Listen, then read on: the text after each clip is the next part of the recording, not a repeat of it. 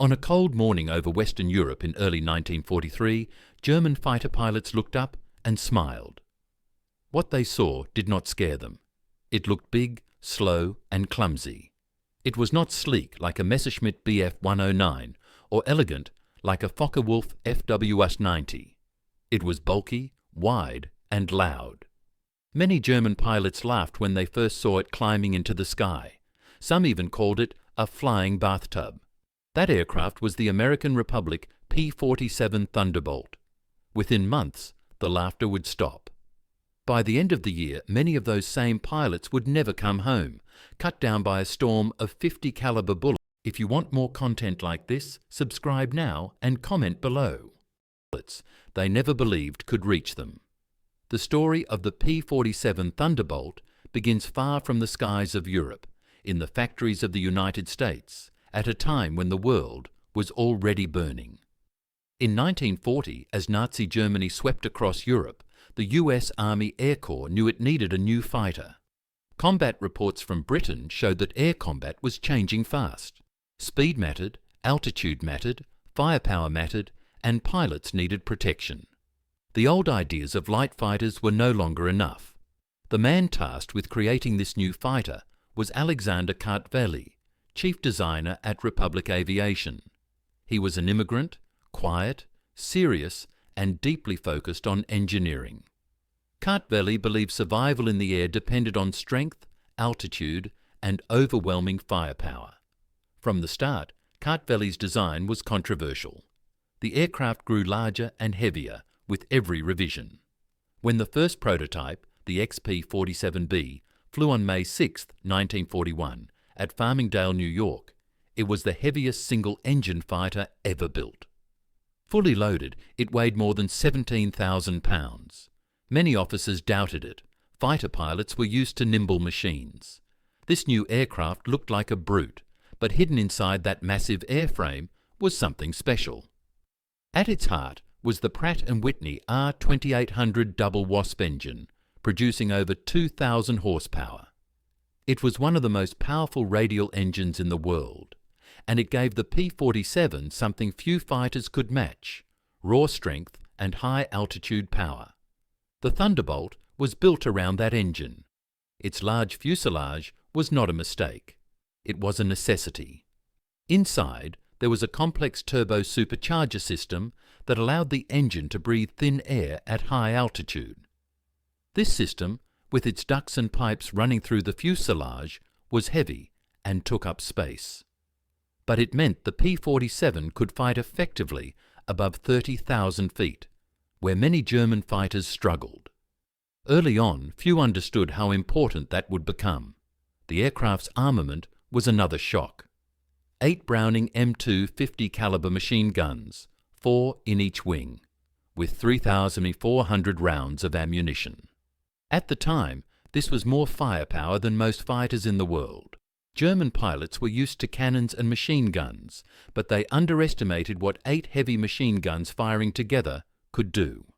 At close range, a Thunderbolt could put over 100 pounds of lead into the air every second. When those bullets hit, they did not just damage an aircraft, they tore it apart.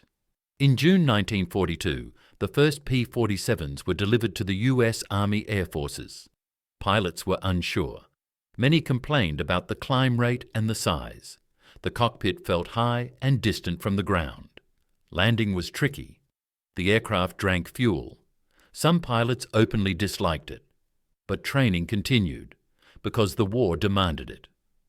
By the summer of 1942, American air units were preparing for combat in Europe. The P-47 would soon face its true test. The first combat deployment came with the 56th Fighter Group, based in England. On November 15, 1942, P-47s flew their first operational mission from RAF King's Cliff. The skies were grey, the air cold, and the enemy experienced. German pilots had already fought the RAF for years. They knew the sky well. When they first encountered the Thunderbolt, they were not impressed. German intelligence reports described it as fast in a dive, but slow to climb. Luftwaffe pilots believed they could outturn it and outclimb it. Early encounters seem to confirm this belief. German pilots, especially veterans flying the Bf-109G and Fw-190A, used vertical tactics. They climbed above American formations, then dived down, fired, and climbed away. In early 1943, several P-47s were lost this way. Some German pilots bragged about easy kills.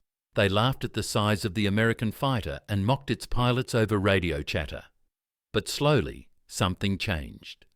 American pilots began to understand their aircraft. They stopped trying to turn with German fighters. They stopped climbing after them. Instead, they used what the P-47 did best. They used speed in a dive. They used altitude. They used teamwork. And when they fired with devastating effect. One of the pilots who truly understood the Thunderbolt was Colonel Hubert Hub Zemke, commander of the 56th Fighter Group. Zemke was calm, analytical, and deeply respected. He studied German tactics and matched them against the strengths of his aircraft.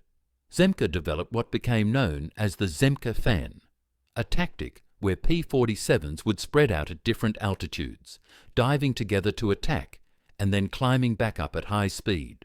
German pilots who tried to follow often found themselves unable to keep up in the dive. The P-47 was incredibly fast downhill.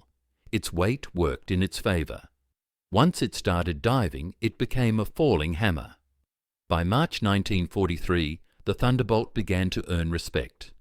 On March 8, 1943, during a bomber escort mission over France, P-47s engaged German fighters near Saint-Nazaire. In that battle, several Fw-190s were shot down. German pilots reported being hit from farther away than expected. The 850s allowed American pilots to fire longer bursts and hit targets at ranges where German cannons were less accurate. When a Thunderbolt got behind a German aircraft, the fight often ended in seconds. The psychological effect was just as important. German pilots who once laughed now hesitated. The Thunderbolt could take damage and keep flying. Its radial engine absorbed punishment better than liquid-cooled engines. Many P-47s returned to base with cylinders shot out, wings damaged, and holes everywhere. There are documented cases of Thunderbolts landing safely after losing entire sections of tail or wing. German pilots were shocked to see aircraft they believed destroyed still flying. One famous incident occurred on April 17, 1943, when Lieutenant Robert S. Johnson of the 56th Fighter Group was attacked by a German ace in a Bf-109 near Bremen. Johnson's P-47 was hit repeatedly. His aircraft was badly damaged, his canopy shattered, his engine was smoking. The German pilot pulled alongside and fired again, then flew away, believing Johnson finished.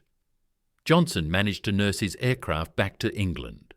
Later examination showed over 200 bullet holes. Any other fighter would have fallen. The Thunderbolt brought him home. As bomber escort missions pushed deeper into Germany, the role of the P-47 became more dangerous.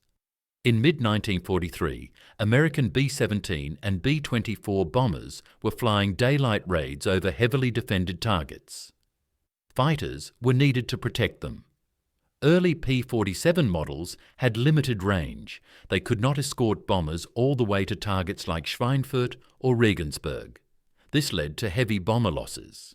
Critics again blamed the Thunderbolt, but the problem was not firepower or combat ability. It was fuel.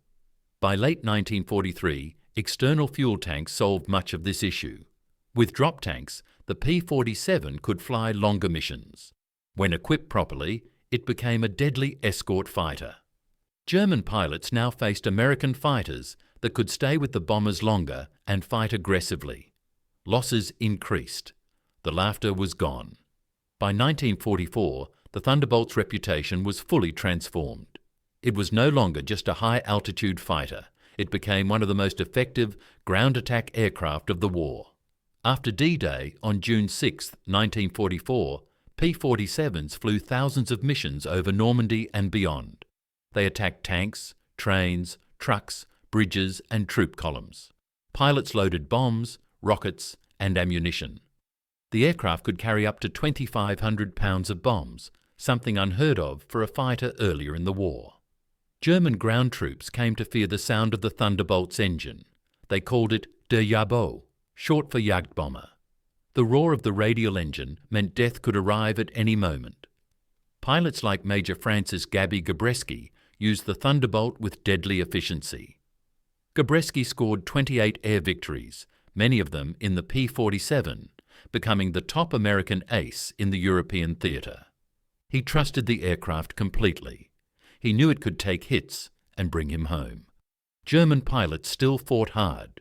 The Luftwaffe was filled with skilled men flying excellent aircraft. But by late 1944, they were outnumbered, low on fuel, and facing experienced American pilots in powerful machines. The Thunderbolt played a major role in breaking German air resistance. Its 850s continued to do their work, cutting through wings, engines and cockpits with brutal efficiency. By the end of the war in Europe in May 1945, over 15,000 P-47s had been built. They flew more sorties than any other American fighter. They destroyed thousands of enemy aircraft in the air and on the ground.